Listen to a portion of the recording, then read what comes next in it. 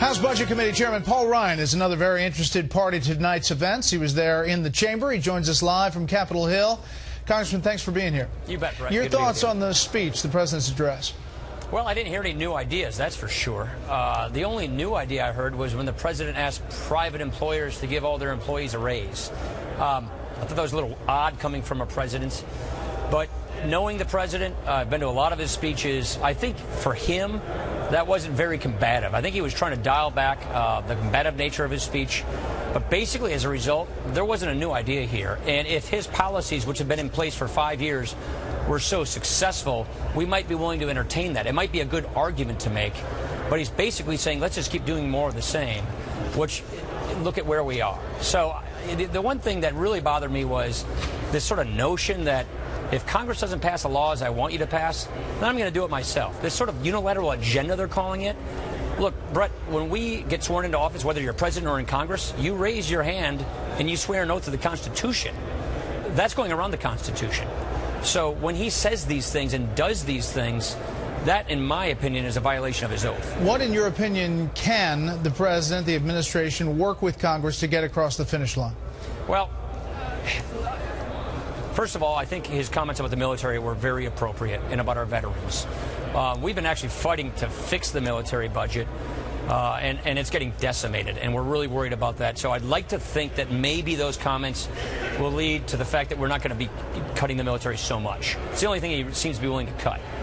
Second of all, on energy, he's sort of taking credit for this energy boom when in a couple sentences later he's talking about all the regulations and the cap and trade and the carbon things he's going to do, which will hurt this energy renaissance. So from our perspective, we want to stop the government from stopping this energy renaissance from occurring, not to mention the war on coal and all the other things that will actually create jobs. Immigration reform, as you mentioned in your last segment, is one of the areas where we're going to do a different bill than the Senate. We're not going to accept their bill.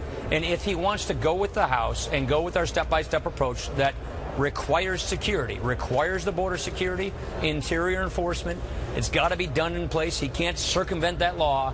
If he's willing to agree to those terms, then maybe we can get something done, just like our budget agreement. He wanted a tax increase to the end. We said no all the way through. They didn't get the tax increase, and we got it on our terms. So that's what divided government does. That's what, meeting in the middle is all about. But if he gives it sort of the my way or the highway, and if you don't do it, I'm going to go around Congress, then we're going to have a big problem.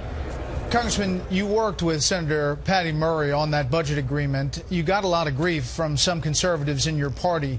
Is there a split in the Republican Party that is widening, or do you think that there are more Republicans coming together, unifying ahead of a midterm election?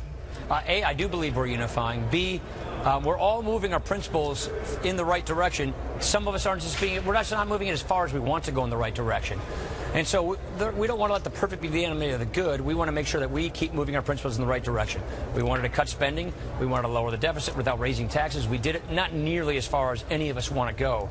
But what's happening in the Republican Party is a great, vigorous debate about ideas, about solutions. Rand Paul, you just had him on. He's put some great ideas out there.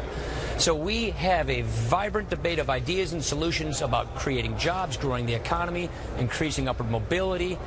All of these things are happening on our side of the aisle. What I got from the president was sort of stale, old ideas. Ideas that have already been disproven that don't work. Obamacare is another issue. I think the president kind of gave short shrift. He sort of gave a public service announcement for Obamacare. And I was disappointed in that because there are real problems with this law. And this law was sold to the American people under false pretenses, and he didn't own up to any of that. And so that's one of the areas where I think, he glossed over it. This is an issue that's hurting a lot of families. And so the debate is on our side of the aisle. The ideas are on our side of the aisle. And if he just keeps pushing the same old stuff, we're going to be where we are right now, which is a bad economy. Representative Paul Ryan joining us from Capitol Hill. Congressman, thanks for being here. You bet. Thanks, Brett.